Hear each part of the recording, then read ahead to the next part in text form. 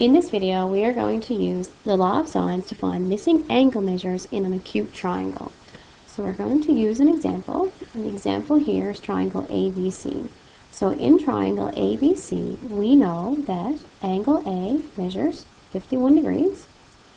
We know that side length B equals 15 and side length A equals 12. So if we think back to our conditions for our law of sines, this satisfies side, side, angle. So let's fill in our information that we know from this triangle. So we have the sine of angle A, so angle A is 51 degrees. So I have the sine of 51 degrees divided by side A. So side A is the side that's straight across from angle A.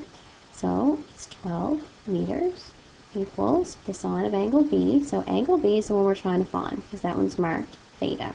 So sine of theta over B, so side length B is the side straight across from angle B, which is 15. And in the case right here, we don't know anything about angle C, and we don't know anything about side length C, so we're not going to use this part of our ratio. So I'm just going to raise the equal sign, and we're just going to use this part. So what I'm going to do at this case, or at this point I should say, is I'm going to isolate the sine of theta, because theta is what we need to find. So I'm going to cross multiply to start this process, and I end up with 12. So I'm going to multiply 12 times the sine of theta equals 15 times the sine of 51. So to start getting theta by itself, I'm going to divide the side by 12. And the 12 there will cancel out, and I'm left with just the sine of theta. So sine of theta equals 15.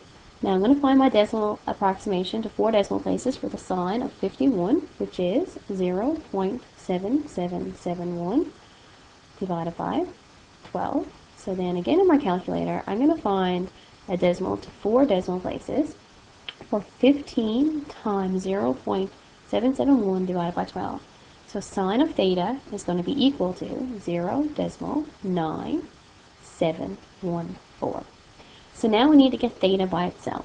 So we need to use the inverse operation of sine. So up here, like we use, this was multiplication, so we use division for the inverse operation.